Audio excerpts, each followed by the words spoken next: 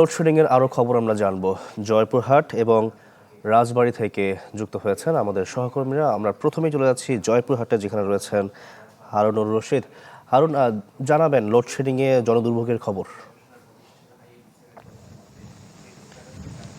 শরীফ, জয়পুরহাটে কয়েকদিন ধরে যে লোডশেডিং ছিল, এই লোডশেডিংয়ে কিন্তু সাধারণ জীবনযাপন অতিষ্ঠ হয়ে পড়েছিল, কিন্তু এই কয়েকদিন বৃষ্টির পর থেকেই কিন্তু লোডশেডিংটা অনেকটাই কমে গেছে। এই জন্য কিন্তু গ্রাহক পর্যায়ে কিন্তু এখন পর্যন্ত সে ধরনের কোনো ভোগান্তি নাই। তবে একটি বিষয় জানিয়ে রাখি, সেটি হলো যে বিদ্যুতের যে বিল নিয়ে গ্রাহকদের মধ্যে কিছুটা অসন্তুষ্ট দেখা দিয়েছে এবং প্রচন্ড এখন যে এই তাপদাহ চলছে, বৃষ্টি হচ্ছে, বৃষ্টির পর কিন্তু তাপদাহ কিন্তু সাধারণ মানুষ যারা, তারা কিন্তু চলাফেরা করতে খুব কষ্ট হচ্ছে।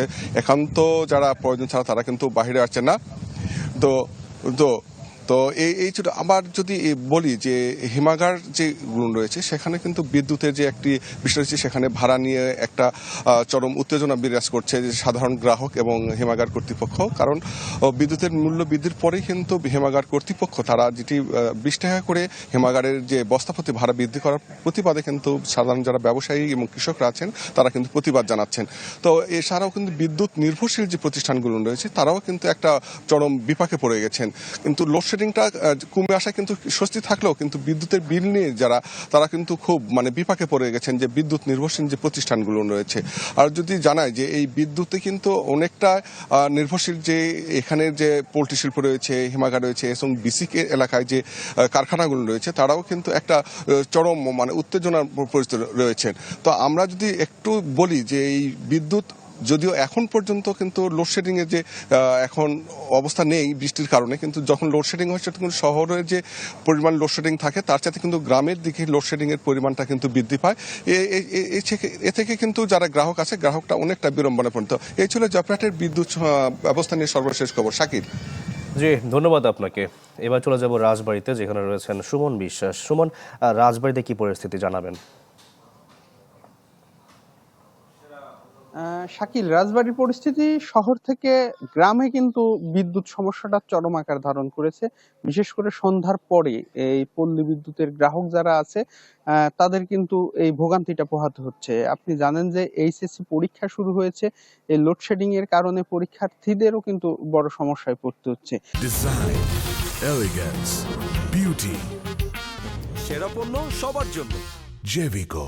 এবং গ্রামে যারা বসবাস করে তারা যেটি বলছে যে এই সময় বিশ্বকাপ ফুটবল খেলা চলছে, কিন্তু খেলার সেই মুহূর্তেটাই হয়তো একটি অঞ্চলে বিদ্যুৎ থাকে না বা আরেকটি অঞ্চলে থাকে। এই পরিস্থিতির মধ্যে দিয়ে তাদেরকে এই বেশ কিছুদিন ধরেই চলতে হচ্ছে। পাশাপাশি শহরের কথা যদি বলি, শহরেও সন্ধ্যার পরে হয়তো একটি অঞ্চলে বিদ্যুৎ থাকে না, আরেকটি অঞ্চলে থাকে। এটি গত এক সপ্তাহ ধরে শহরেও এই পরিস্থিতি বিরাজ করছে। আমরা আসলে পল্লী বিদ্যুৎ গ্রাহক যে সমিতি আছে, যে অফিসগুলো আছে, 5টি উপজেলায় আমরা আসলে কথা বলেছি। তারা যেটি বলছে, এখানে তাদের কিছু করার নেই। কারণ যে পরিমাণ চাহিদা সন্ধ্যার পরে, যদি আমি একটি উপজেলার উদাহরণ দিই, পাংশা উপজেলায় সন্ধ্যার পরে গতকাল 17 মেগাওয়াট বিদ্যুতের চাহিদা ছিল, সেখানে তারা পেয়েছে 11 মেগাওয়াট।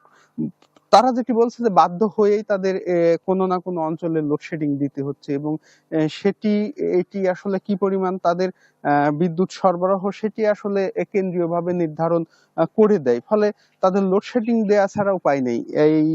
এটি বলছিলেন এই বিদ্যুৎ অফিসগুলো। তবে গ্রামের যে গ্রাহকরা আছে তারা আসলে এটি নিয়ে খুবই বিরক্তিকর প্রকাশ করছে। নানান জায়গায় খেলা দেখতে না পেরে কিন্তু নানাভাবে তারা প্রতিবাদও করছে। আরেকটি বিষয় বলে রাখি যে গরম পড়ার সাথে সাথে কিন্তু লোডশেডিং এর পরিমাণও বেড়ে যায় রাজবাড়ীতে। অর্থাৎ যদি দিনের তাপমাত্রা বা রাতের তাপমাত্রা একটু বৃদ্ধি পায়, তখন লোডশেডিং এর পরিমাণও কিন্তু বাড়ে।